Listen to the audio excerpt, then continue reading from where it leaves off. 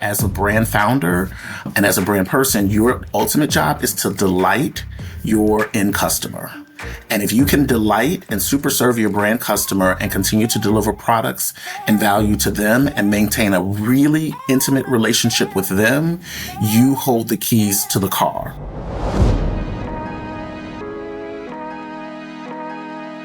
If you happen to stumble across someplace on the internet and you're listening to this, stop.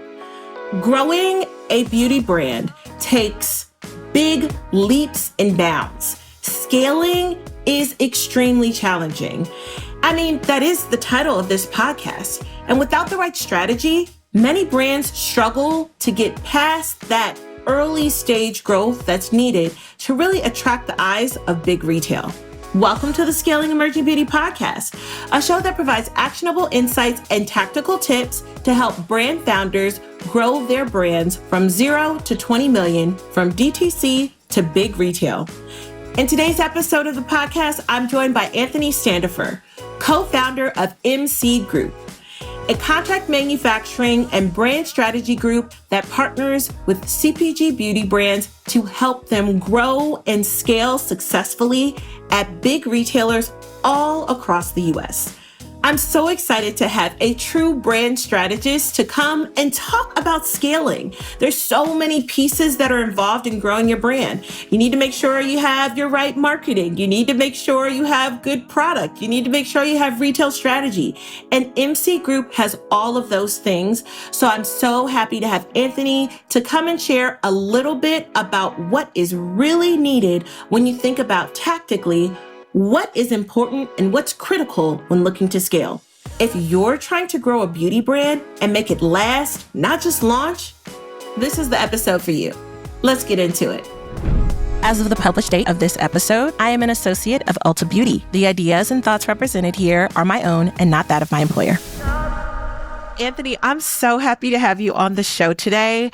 I shared with you when we opened that I've seen various clips of you on LinkedIn, and you are doing the thing which is like, debunking, demystifying big retail. And I love that because there's so many nuances in retail. It's not something that I feel like is made for social media where you have these like 30-second clips. And we might get into some of that a little bit later today, but would love for you to just tell us a little bit of how you got started in retail. How did you land in the beauty industry? I think you work across a variety of different categories. So just tell us a little bit about who you are and, how you landed in beauty. Oh, awesome. Well, thank you so much. I have also been looking forward to this conversation because I see you also out in these streets, Monique. And so I love it when paths collide with people that are working on the same ultimate goal, which for me, in the context of social media, is about lowering the barrier of entry and providing information to the larger community, but particularly for those that are interested in having a beauty or product-based business.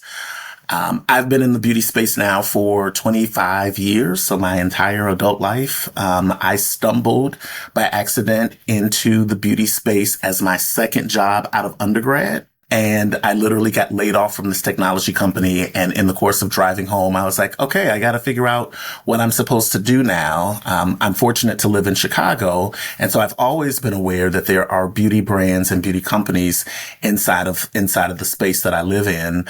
And so I was excited to explore the potential of working with a Black-owned beauty company, of which there are at least 3 to 5 or so in this area. And like way back then, I sent off my resume to like 4 or 5 companies just because, again, I'd gotten laid off from this other company, first job out of undergrad. And oddly enough, 2 of those 4 or 5 companies called me in for interviews. And it was amazing. I was hired initially as an associate brand manager at Luster Products, which is a legacy Black-owned hair care company for folks that are Black or brown. We all know pink oil lotion. because it has set You know somewhere it, in and our you know the household. smell. You know it very You know well. the smell, you know the things, like a good old S-curl situation. And so, as a young man, I was hired into that company because they believed in the potential of what I was doing, with my degree and with my excitement for the industry. And so that started and opened up what has now become a 25-year journey. 14 of those years, I've been a marketer and a brand manager. And so my responsibilities have been, how do you develop products and scale them on behalf of the companies that I work for? And in doing so, that has meant having really good retail partnerships and knowing how to pitch and sell into retailers.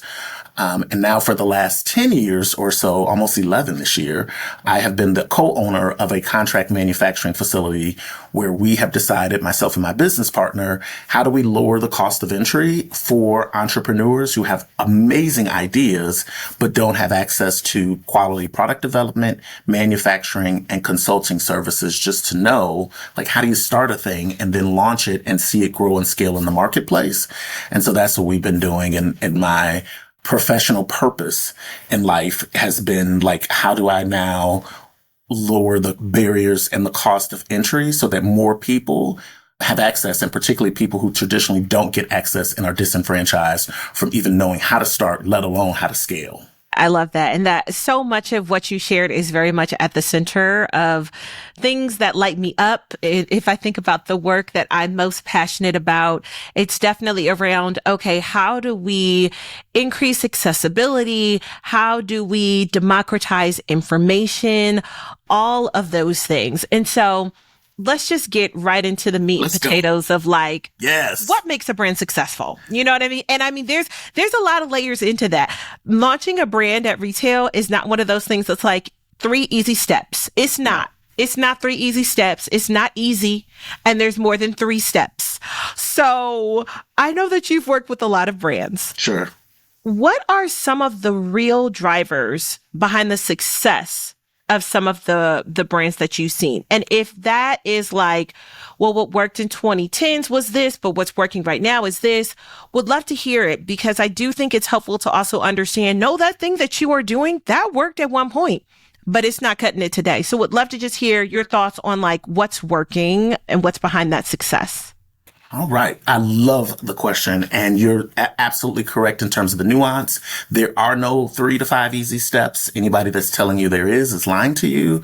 And you quickly find out as a brand owner, as you're scaling your business, particularly into retail, that it is deep, scary waters, that there is not a clear path. And the reason that it's not a clear path is that it's nuanced. And it's nuanced if, you're working in a $50 million company and a multinational company, then your path inside of retailer is nuanced than if you're the first time indie beauty owner that's coming into the space. All of that said, even with it being hard and difficult, the thing that I absolutely, to this day, and I stand on it and will continue to stand on it, is that as a brand founder, and as a brand person, your ultimate job is to delight your end customer. And if you can delight and super serve your brand customer and continue to deliver products and value to them and maintain a really intimate relationship with them, you hold the keys to the car. And it doesn't matter then where your car goes and what retailer it goes. If you have a customer base that you say like, hey, when I say move, we move against this particular thing, then you're absolutely in the driver's seat. And so by any means necessary, I encourage my brand founders and the folks that come through our business is build a solid business and build a solid direct to consumer business, where you have not just people that are customers, but people that you have allegiance with. And so, we all know the Beehive, and the Lambs out there, if you're a Mariah Carey stan, and the people that are doing that, like, you should have a tribe of people that's similar to that they ride with you and your brand in a way that when you say, hey folks, guess what? We're now in fill in the retailer, they're ready to move. And you can establish that relationship in any number of ways. Now, what is decidedly different today than, say, like 10 years ago or even 7 years ago, I think, are the platforms by which we communicate with people. Social media has democratized how we access people. And I think that's a beautiful thing, because gone are the days now where you have to gatekeep even communicating with customers. You can literally go live on a social media platform and establish connection. And that's a powerful thing. And so you figure out as a brand owner, what are those platforms? For my millennial folks, I know that they lean heavily into the Instagram world because that's the space that people are feeling more comfortable. If you're a Gen Zer, then you likely are leaning into TikTok as a platform. And this idea that all of these nuances, if you're a gamer, oh my God, if you're a gamer, then you have a completely different way upon which you're accessing and communicating with people. And I think it's all beautiful because it essentially is building connection and community. And your ultimate job as a brand founder and as somebody that is selling product is to build community. Because at the end of the day, there's a bunch of other people that are selling the same stuff in some version or format. And so your ability to stand out and be unique is in how you build community. And once you do that, it's a great platform by which to then go have conversations with retailers, because you can say, like, my people are back here and they're just waiting on me to tell them where they can now get access to these products that we're already having, $1 million conversations around because you're doing the work, or six-figure conversations around where you're doing the work and selling that much product before you ever step foot on a shelf inside of a retailer. I love your perspective on that. I very much feel like that building community is a critical part of building a brand. And to your point, that's, having those raving fans that are like, I'm going to ride or die. I'm going to be there wherever your product is sold is so helpful. That got me thinking, because there are so many brands popping up, as you kind of mentioned. So it's, if you want to call it crowded, if you want to call it competitive, it's both, depending on what category you're talking about. I'm always curious as to two things. Number one, I think, how do brands stand out? But then I also think, second, if these new brands that are popping up are catering towards more niche communities, smaller consumers, how then do you go to retail? How does your go-to-market strategy potentially look a little bit different? Because these mass stores are still expecting you to appeal to everyone. They want you to appeal to, as you know, hit certain velocities, there's sales benchmarks, there's all these things that you need to do. How do you kind of juggle and balance those things when you are still new in your indie? What are some of those go-to-market strategies? Is it like the bar needs to change? Just would love your 2 cents on that. Yeah, no, I think there is. So once you go into retail, the expectations on your brand change. You can go to retail as a niche brand. Like if you're inside of a niche selling a healthy six figures, not like $100,000 worth of product, but you're like, no, I'm grossing on an annual basis $600,000 or more. Like, you're in a really, really good space. If you can then sell $1 million or more worth of product on e-commerce or direct to consumers in some format, then you're really there. And you can do that with niches. I'll give examples, and I'm going to use a couple of dated examples and then maybe a more current one. So I recently, because again, I sit in the space and I get targeted with ads, and there's a brand. I do not do business with this brand, but they have stood out in my head as somebody that is really doing a really great job of digital advertising. The brand is called Douxd, DOUXD. And they figured out, hey, here's another black man, and I've got this product. Essentially, they're selling like a facial brush that you apply this liquid and use a facial brush to deal with skincare issues. If you have a beard and you're somebody who shaves regularly, then you have the common problems of ingrown hairs, dark spots, blemishes. If you're somebody that deals with acne and adult acne, as a male, then that hits you in a really, really specific way. And so this brand has done what I consider to be a really great job of entering into the market with like a niche set of products. So it is a facial brush and some wet goods that are designed to deal with the issues that are relevant, whether it's acne, ingrown hairs, dark spots. And so they have hit me in such an aggressive way that is so delightful to see, because they figured out like how people make decisions. And yes, there's functional stuff that you need, but then there's also the emotional part. Like if you're a man that's dealing with adult acne, that hits you in a certain kind of way. And men oftentimes don't get the ability to express how they're feeling about their physical appearance in the way that women do. And so they hit all of the trigger points. Boom, boom, boom, boom, boom. You're feeling this, you're feeling that, this is how you're supposed to be in the world. People have all these expectations, but yeah, you're dealing with something that you thought you were going to be done with at 16. And so all of this stuff is is happening. And then, by the way, here's my solution to the problem. Here's how many people it's affected. Here are testimonials. Here are functional benefits as to why this product is better than what you're doing today. So all of those little things are things that have been set up to speak to a really niche set of people. But there's enough of us in this niche that you could become a multimillionaire and selling directly to consumers in order to do that. And so, don't leverage and think about the fact that so many times when I talk to people about niches, they think about everybody that's being excluded from the niche. And I say, no, it's about who is being included in your target focus. Second example, Monique Rodriguez in the early days of Mayo Organics. Monique was a woman who back in 2014, 15, 16, really through 17, was basically doing hair length and was saying, hey, if you're a woman with natural hair and you're looking to grow your hair, then here's our recommended solution for growing your hair. She's a registered nurse. She knew that that the health of hair was not just an outside game, but an inside game. So she launched a hair vitamin. Like, it wasn't like there's never been a hair vitamin before, but she brought the hair vitamin discussion as a solution front and center, and then rallied the community around hair length as a thing. And so then there were t-shirts, and, she was showering and showing you the length of her hair. She's combing her hair, showing you how much hair she's not losing as a result of using her products. And so it was in that discussion in the early days of Mayo Organics, which was all about hair length and retention, that a base and an allegiance of people then started to rally around and say, oh my God, like, I can absolutely resonate with this, and I'm on board with the solution that's being offered here from this particular brand and from this particular founder. So that's, for me, the foundation of all things. By the time you then get to retail, yes, there's going to be an expectation that you're growing your base even when you're doing well, but you go in from such a strong position saying, like, I don't have, I have 300 million people in my bank, but, I got a solid, several 100,000 to 1 million folks that are really, really ready to go to market and really ready to come into the store. And then you can start to venture out and get wider and talk to greater numbers of people across a greater spectrum of problems that your products can be a solution for. But in the early days, the riches are absolutely in the niches.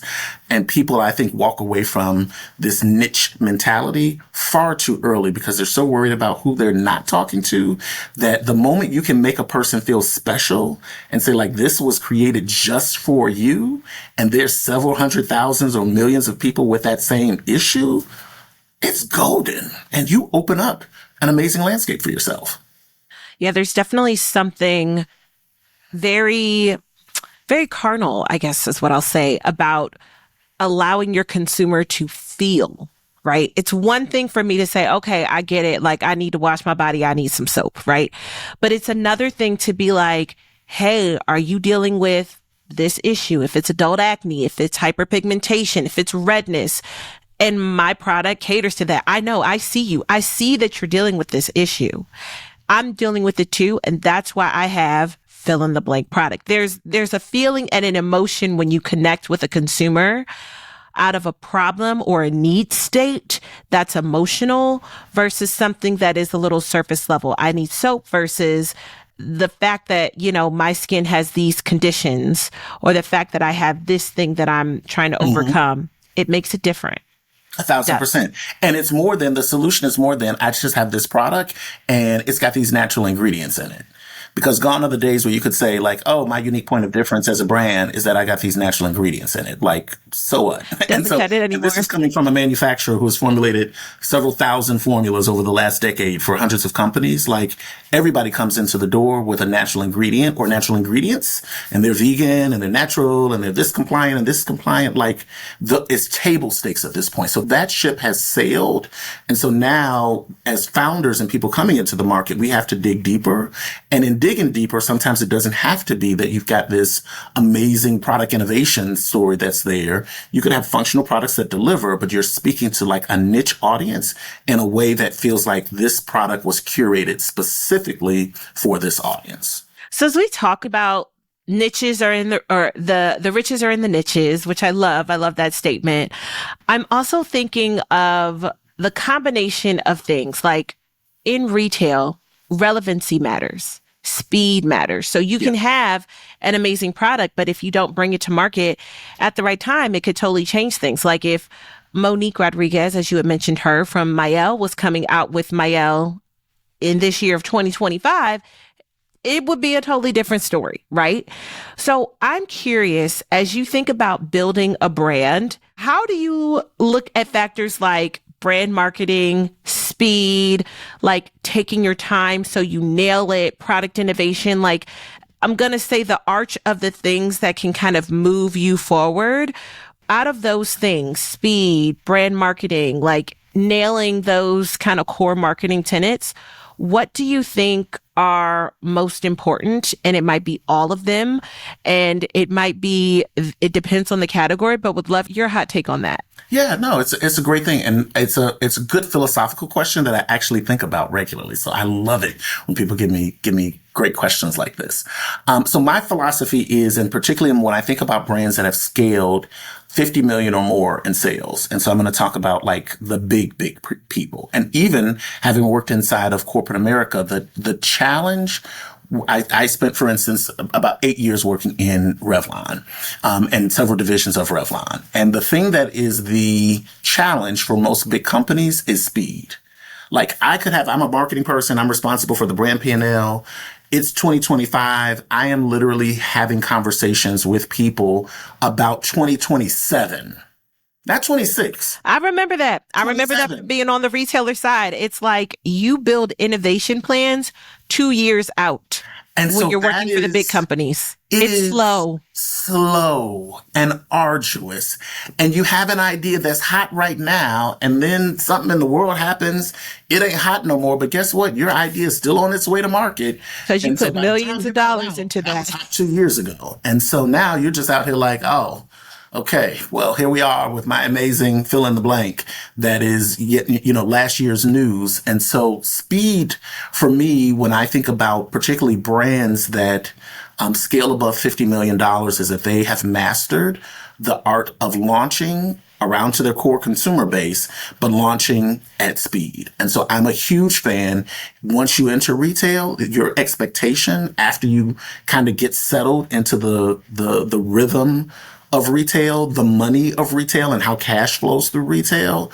Like once you get that piece settled, your absolute next thing is how many new products can I put on the shelf in order to scale and to start building collections that come out on an annual or twice a year basis so that there's newness coming from your brand, because you win in the velocity of your marketing and then the velocity of your communication to consumers, recognizing that even when you launch 2 collections a year, like everything in those collections are not going to be A1 hits, but you got to get some first bases. You got to get to second base on some. You got to get third base on a few so that you can then hit an occasional home run and anchor yourself. But if you don't have all those bases covered and you're like, oh, I want to just launch, 2 new products this year and just kind of do some light extensions and really focus on the core, like you cannot be big without having the velocity and the speed of volume and of product and an engagement with your customer base that really keeps you front and center. So that's a strategy that I absolutely know works, because the brands that have then gone to the $100 million level and then sit on 2 and 3 shelves inside of a retail store, they didn't launch all of those at one time. They launched them, over a very, very specific fast cadence of time. And it's a tried and true formula for scaling. So yeah, like that is not an unknown thing. But it is a thing that becomes very difficult once you're at scale and you got, 30 people on your staff and, there's 8 people in marketing and everybody's trying to line around. Well, is this right? Is this right? I don't know about that ingredient. And at the end of the day, it don't even matter.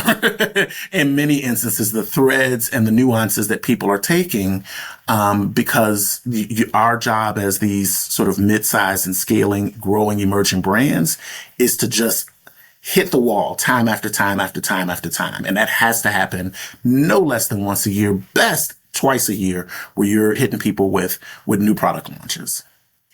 I love that you just said that. I actually just recorded a solo episode yesterday talking about how brands should plan for innovation and plan for it. I said at least once a year. I said maybe once every other year. But the fact that you said twice a year, you're talking about brands that are looking to grow. I mean, truthfully, I do think that growth is in innovation twice a year. And I was more so talking about pricing and building that into your into your plan. So if you know you're bringing things in 1 to 2 times a year, build in the markdowns for that too. Like build that into your, Build it into because it's a cycle. It's a cycle. And if you know what the cycle is, plan for it so that financially you can be prepared. Because I think the toughest thing for emerging brands is they'll want to bring in newness, but they'll want it to be incremental, which means I'm not deleting any of my other items that are on the shelf. But the reality is, you need to play within your own sandbox. You got to play within your space. And that can be a real challenge when you are at the retail store. And it is. And so, and that's the thing is that, again, I got, 6 products on the shelf. You want me to come out with newness and I'm giving you a collection of 4 or 5 items. You're telling me I got to take 4 or 5 off in order to get them on.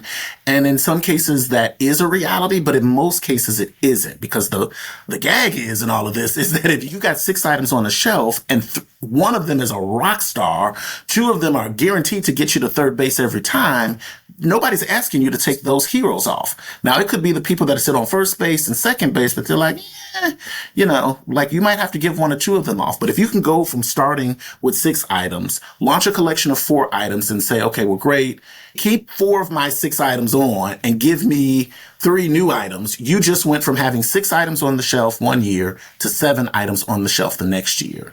And that math compounded over time is going to be to your benefit, because the more heavy hitters that you can bring on shelf, the discussion becomes far different around, well, let me take this off the shelf, as aggressively as, you're sitting in the middle, you're doing okay, or, these items really ain't performing that well, then yeah, take this off and give me something new. Because ultimately the retailer is like, what's going to drive volume in the category and allow you to sell more product on a per piece, per store, per week basis. Like, that's the game that you're playing. And so to your point, like when you're at that level of brand management and of category management, then you've got to be prepared to like give in order to get. And even inside of big companies, we have the same, or had and do have the same discussions about, okay, we're going to see Monique. She's the buyer.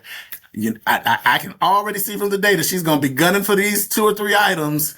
And so let me come in here and get my dance together and get my marketing story together, because I'm going to ask for all 6 of my new items to come on board. And if you got to take one, like, just take the one. Like, here's the one. And she's going to say, no, you've got to look at these other items because they're not performing as well. And so it's a dance that you just are prepared as a brand person, and as a product manager to deal with on a regular basis.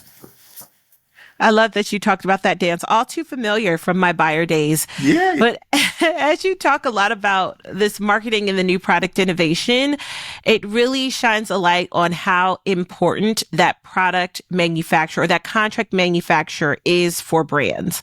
Because oftentimes that contract manufacturer is or isn't, but hopefully is, bringing you new innovation for the category, bringing you ideas that you can bring forward to incorporate into your business. So would love to just shift a little bit into that arena, product development and manufacturing.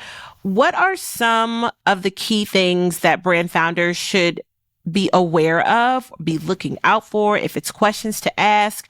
What are those things that they should consider when they're looking to choose a contract manufacturer? So first and foremost, and it's a completely biased opinion because I'm a contract manufacturer, 10 years, 250 or so brands. Most of my brand founders are small, direct-to-consumer brands, but a handful of them are folks who are then doing scaled businesses where they're selling to retail channels.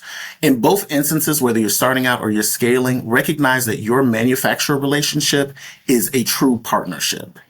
If you're doing transactional business, then you'll get treated like a transaction. And I have some people who come into my space and that this is truly, and I get made known from the beginning. I got 4 other manufacturers that I'm doing. I'm bringing you into the space. I'm looking to get these new products done. Let's see how you can help me. How can you help me with price? What does your speed look like? And all of that is fine.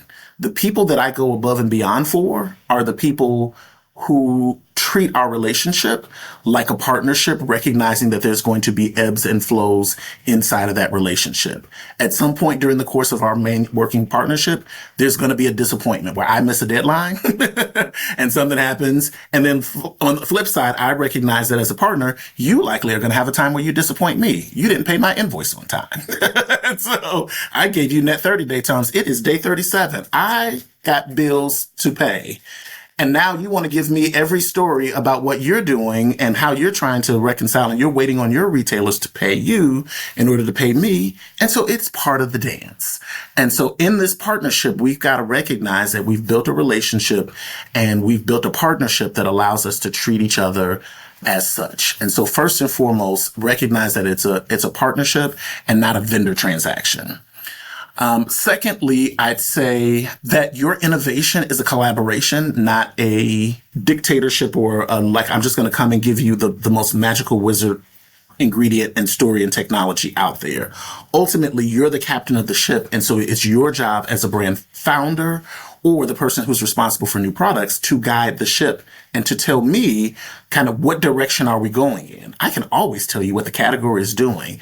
And so I recently had a conversation with a customer and they are very heavy in styling. And so I'm like, great. And she's like, we got to hunker down on styling because the people know me for styling. And so it didn't make sense for me to go in and put together a bunch of shampoo, conditioner, product innovation when she's like, yeah, that's not really what people check us out for. They are checking us out because we are an aggressive styling brand. And so like knowing those kinds of things is key. And in the early days, I believe that founders should have a more intimate connection into like how innovation is being talked about. You may not know the nuances in terms of the technology, but if you have a pulse on what is the problem that I'm hoping to solve for my customer and how I want to delight them, then yes, you can give that information to me. And then I can come back with the bells and the whistles and the ingredient story that's going to make sense for you.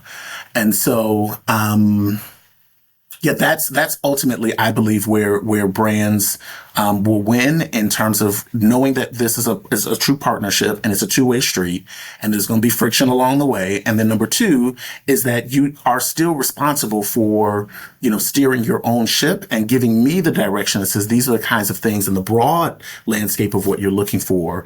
And then I can respond in kind and say, okay, well, great. Knowing this is the direction they're going in, like I'm going to hit them over the head with all of these great ideas and all of this newness. And then they will tell me, like, okay, great.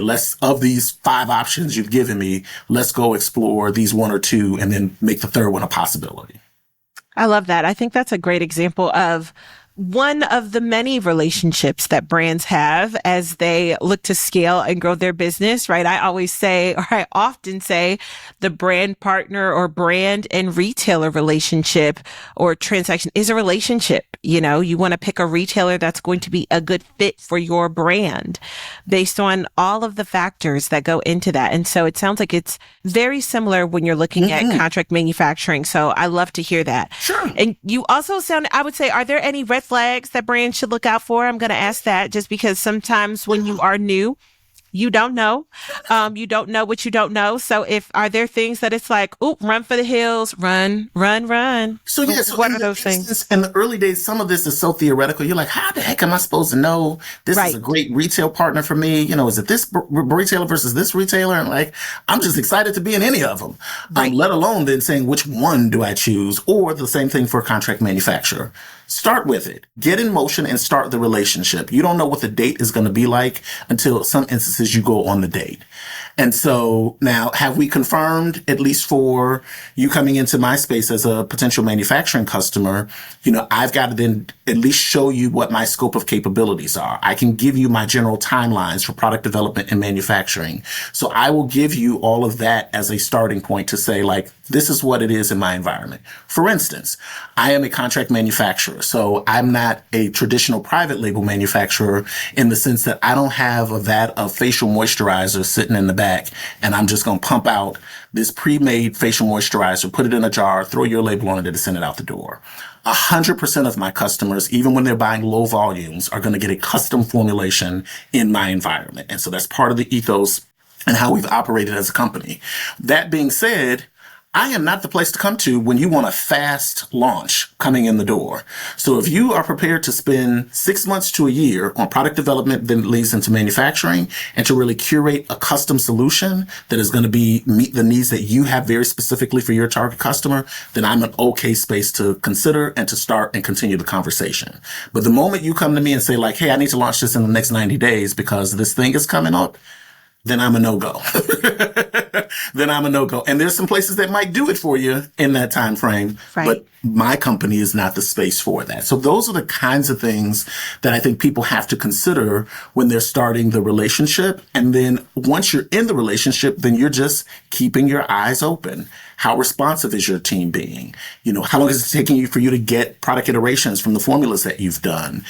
When I submit a submission to you, am I hitting it nail on, or am I hitting it dead on in the first or second try, or, is it taking longer? And so those are the things that you won't know until you're actually on several dates with me and in a relationship where we're actually transacting business. And then it's completely okay to say, like, I think there's something better out there. Maybe I should go look elsewhere. And inside of the contract manufacturing relationship, that's a little bit more nuanced in terms of how you exit me.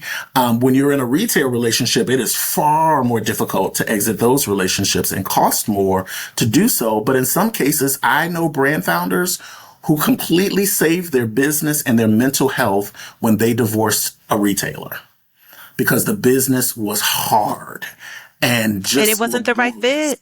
And it was not the right fit. And so the exit was the thing that you were just like, good Lord, this is painful. This is like a outpatient surgery with no anesthesia. And you're just like, I just got to get this thing done. But on the other side of it, you find out, oh my God, like I can go back and, do direct to consumer or choose another retail partner. And now I know from this first not so great experience what to potentially look for in more details as I then go into the second relationship that you then choose to venture into. So all of those are things that are super important. But if you're a person who is so afraid of failure that you never move, then this thing is going to crush you from the beginning. You have to embrace that there's going to be some mistakes and some learnings along the way. And those learnings are for my benefit as a business owner and certainly for your owner as a brand founder or a brand marketer. And I think most of the folks, brand founders should find that most of the folks that you're doing business with in retail are going to be understanding. Maybe not all. That's why I said most. I'm thinking about it. But they're going to be understanding that stuff happens. And we don't expect things to be perfect. Now, how many mistakes are you going to expect? That's going to vary. For some folks, it's like you got one chance, fool me once. For other folks, it might be you got 2-3 chances. But I think that was very, very sage advice to say mistakes are going to happen. Don't expect perfection. But understanding that mistakes are going to happen on both sides. All the sides. And so, that's why it is a relationship and you want to have those kinds of conversations. So I have such a great story around this. So, and this is real life. Again, most of the customers that I have are underserved brand founders. So they're Black women, Black or brown women, primarily, and then just a smattering of other people. We know historically that the funding that is being given to Black women as founders is disproportionately lower than the counterparts. And so when you're already starting from a place where money, even if you have a $1 million or multi-million-dollar business, you don't have the same level of funding as you then go into retail. And so it makes it just difficult to do business in those instances. Well, one of the things that 100% of my customers, not some, 100% of my customers have as a part of their brand journey and entrepreneurial journey is the transition from selling directly to consumer via any number of platforms where you're getting paid every day or every week through some e-commerce platform to then going into a retailer where you're now dealing with net 30 if you're extremely fortunate. Net 45, net 60. In some cases, I've heard of a retailer that is offering net 90 terms. And so if your money is not coming in for 60 days and you still have all of these expenses, it is very, very difficult for you as a brand founder to continue to do business in that way. And I recognize that, in some instances, my founder friends are like really, really struggling because it's like this money is so out of alignment that it's difficult to even stay in business. But you recognize like, hey, I got the orders to come in from this retailer, but as you've got to pay your manufacturer, me, in terms of the production that I'm doing, you've got to pay all of the marketing expenses to keep things going. And so it becomes a really hard dance to do. And it is 100% of my customers that go through that in some form or version. And the only way to do it is to do it and do your best to get through it. I try at least to provide some tips and some access points for folks to talk about like how you do manage your money and what financing resources look like for you, because this is essentially a money problem and the flow of money problem that we're dealing with. And so if you don't have, a big VC firm or a big private equity company that is backing your company that can offload and deal with your cash flow issues, then what resources can you take advantage of that allow you to still access capital and keep up with the turn and the movement that's happening inside of a retailer? But it always happens that way. And then on the flip side, the retailers will say like, okay, great, we want to do this, but you can't fulfill orders and your in-stock rates look like trash. And so it's like this never ending cycle, but it's all really connected and tied to this cash flow. It's the biggest challenge. How do you think, if you think about moving from this DTC, it was a great illustration that you provided. And one of the questions that I had was like, how do you move from this smaller batch DTC business to this mass production and maintain quality, maintain your margin? We know that the VC funding landscape looks very different. So I prefer for us to just say, let's say that's not even a consideration right now, because we know some folks are getting it, but it's not the same that it was even 10 years ago. So, what are some of those either systems that help these companies to scale either from what you've seen, or is it just like you just are on struggle bus for a few years until you get it together, unless you come across $1 million or something like that? So the beginning, and so I just fell across $1 million. Never happened in my life. Okay? I'm not a trust fund girl or anything like it, so I don't know where I came up with that. I know that's not real life. You come across for most of us. You're speaking prophetically over there. That's what it is. I just came across $1 million. I think I'm good right now. No, it's real. And so here's the thing that I coach and counsel my customers as they start to scale is always recognize that, particularly as a CEO of the company, your big responsibility is finding money. And there's no easy hunt for it. It is everything from bank lines of credit. Again, we're taking off the VC and the private equity. We're going to assume that that's not available, because in most cases it's not, but we spend a ton of time chasing the money that then doesn't get distributed to us. And so lines of credit, like how do you get lines of credit from your bank? I know businesses, myself included, that in the early days of my business, when I couldn't, as a manufacturer, get money to scale, we took credit cards. And so I was like, great, let's just go get credit cards. If I can get close to 6 figures in credit cards, then we will fund the business on credit cards at that highest interest rate that comes along with credit cards. But it gives me the ability to then go procure raw materials and try to keep pace with customers that are doing what they do. And then when something better comes along, then I will consider something better. And so that's the real. There's other product sources that are out there as well that then offer higher than line of credit access to capital, but lower than credit card.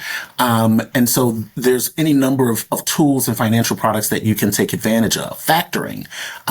Anybody that's looking at this, like Google product factoring, and any number of financial institutions will come up that allow you to then access someone that will pay for your goods based on your purchase order from your retail vendor, that then gives you the capital that doesn't come from you directly, but comes from this factoring company, because they know that it's going to be guaranteed against your personal debt, one, and then two, against the PO that's coming from whatever retailer. So those are the kinds of things that I'm absolutely encouraging brand founders before they go into retail. So if you're like, okay, I just got a call from this one and I'm on my way to fly to such and such, I'm like, well, start looking for money today, because let's assume you're going to get a yes. And so if you're going to get a yes from the retailer, then you need to have your finances in order such that you at least have a plan or a strategy for how to pay for this stuff.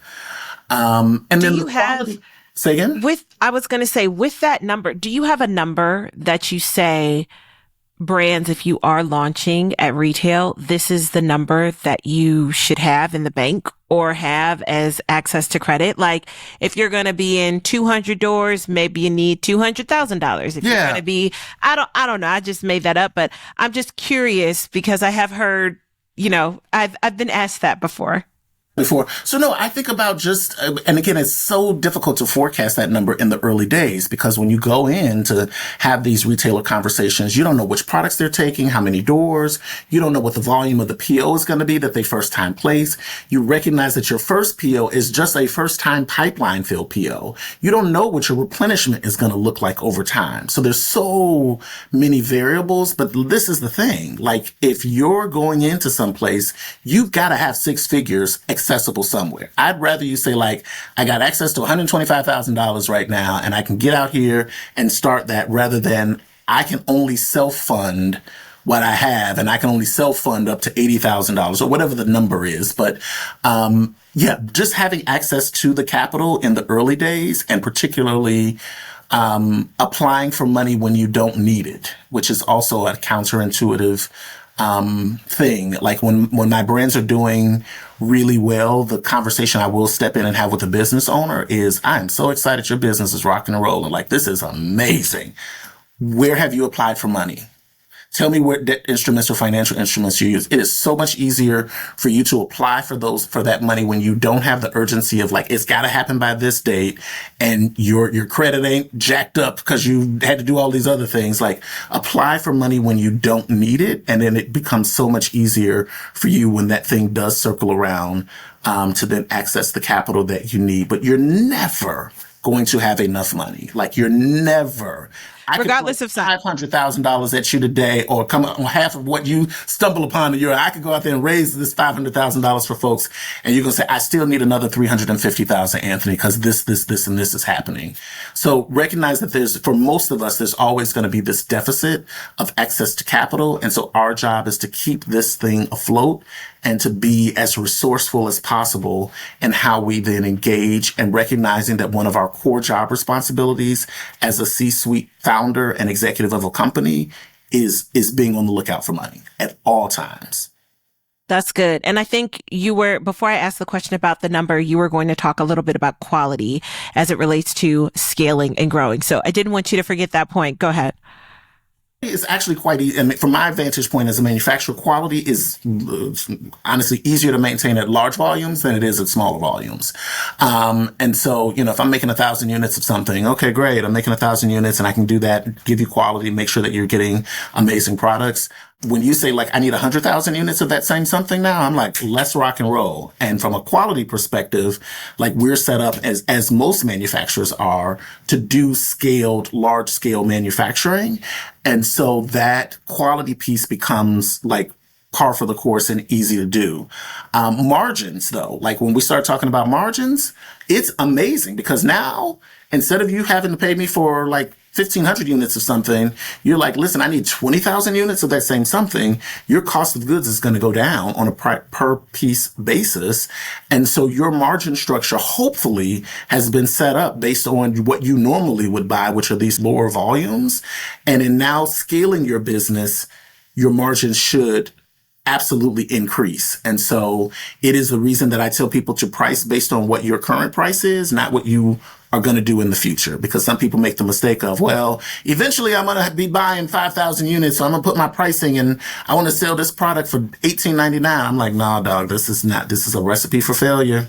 Because there's so many other costs that you're going to have to acquire when you do scale that you're going to need that cushion. You're going to need it. Trust us. You're going to need it. I'm joining the choir. You're going to need it. So if you're selling directly to consumers and making less than 60% gross margin, you want to rethink life, because going and scaling at under 60% when you now are dealing with a retailer is going to be extremely difficult for you. Yes, you can have 6 products and maybe, all of them meet the 60% or more threshold and one of them is slightly below that. But if you're talking about 30 or 40% gross margin, like that's not an item that, in my opinion, that should then even be included in a retail conversation, especially if it's your biggest seller. Yeah, that's when it's like, go back to the drawing board, reformulate, or what I'm starting to realize is, not everybody is going to have a business or a brand that's at a big retailer. You got to ask yourself, do you really want to be a brand owner, or is this a passion project? And it's no shade, no shade. If it's a passion project, that's fine. But there are certain considerations that you have to bring into the equation if you are talking about scaling that are less of a consideration if this is more of a passion project. And even outside of it being a passion project, you could still have a viable kick butt business that's just direct to consumer. Like, you buy my stuff online. Like, That part. There's no shame in that. Like, just because you're not sitting on the shelf of Ulta or Nordstrom's or fill in the blank retailer doesn't mean that you're not a viable business. And so, like, Shein is selling me or trying to sell me everything, and I can't walk into a single Shein store, but they stay in my inbox saying, come on, come on, come on. And so, like, having a direct to consumer business is completely viable. Yes, it does mean that maybe you don't get to the $50 million point ever or as easily as the folks who are then going down the retail path, but there's still a lane for you to have a very, and probably a more profitable business on the bottom line than your counterparts who are selling through retail. Because ultimately, when we talk about business now, we also have to talk about bottom line profitability. And the moment you open up the retail door, your margins get hit significantly, even though your volume goes up. And the bottom line of your business takes the most significant hit. And ultimately your business is going to be valued when you talk about, like, well, what do you want to do with this thing? Do you want to have a sale or an exit or a partnership?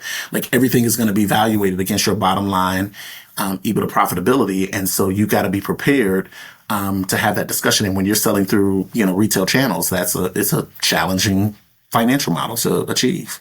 That it is. Do you think there's a big difference between the brands that survive past those early years from the ones that like scale and thrive? I mean, I know it's different, but I think about, a Mayel, a Honey Pot Company. There's so many. I mean, even like a Method, right? Go like for a real throwback, a seventh generation, like going back in the day. There've been emerging brands around for a while that have allowed retailers and everyone around them to scale significantly. What do you think really separates the brands that like thrive, but not just survive, So maybe it's both. And so here's my honest answer. It is a combination of luck meets hard work. Like the circumstances that curated a Monique and Melvin Rodriguez to become like who they are and what their brand is a combination, in my opinion, of luck and their hard work. And the two had to go together because luck by itself is not enough. So somebody just gave them this, that, and the other. No, these people have worked their badonkadonks off and were on the battlefield of entrepreneurship for years and years and years before this ever happened. Same thing for Beatrice Dixon over at Honey Pot. Like, this woman, when I met Bea Dixon in one of the early days, was her standing outside at an Essence festival way back in the day in New Orleans, outside under a tent, selling feminine care products. I was like, it is hotter than Hades out here. In like a white bottle with like little flowers on it. The original packaging was so different. Yeah. And so she out here hawking, as I said, you out here honking body wash, feminine washes in slavery type heat out here in New Orleans in July. But that's what's required. And it's required that when you need to do that, you do that. And you make sure that if that's the opportunity and that's your way to access several 100,000 potential customers, that you bring a hand fan and a couple of bottles of water, and you get to the business of selling and engaging and building your loyalty base of consumers in order to establish your brand. So yes, it is the people that I see thrive are the people who execute without excuse. Like, life is happening to 100% of us all the time. And I got people that I could tell you tragic stories about, like the person that you least wanted to die didn't just die, but they got injured and went on this crazy journey before death came upon you. And guess what? These people still showed up and did the work inside of their business day after day. Entrepreneurship is not for the faint at heart. It is an emotional, physical thing that not many things can prepare you for, in the same way that parenthood, there's not a real book that can get you 100% together for parenthood. Now, we can give you a little tips and tricks and clues and things, but when that human being is looking you in the face, what you gonna do? It's like, okay, this is trial by fire. But trial by fire. Execute without excuses. I love that. I love that. Look, I know we're wrapping on our time here, so I love to close by asking all of my guests, what's one piece of advice you wish every early stage beauty founder would know? And this can be related to the things that you talked about. It can be totally separate, but if there was one piece of advice, and I say this because I know it's nuanced. We already talked about a lot of that, but what would you share? So the thing that I would share is people matter most. Like, yes, we got to do the hard work. We got to do all the other stuff, but you're not going to scale a business by yourself. And so the thing that I believe, particularly my Black women, specifically my Black women, who I spend a lot of time with, who are now business owners, who come with their life experience and their lived experience and are now charged with leading an organization, people matter most. And our ability as leaders to influence and to manage people is the marker for our ultimate long-term scaled success. It is not expected that you know everything inside of your business. You got to know most, and you got to know the really important things.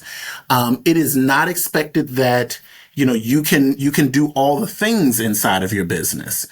Like, that's not the prerequisite. But what is expected is, like, can you manage people in a way that allows them to live under your vision and find their space inside of your big vision?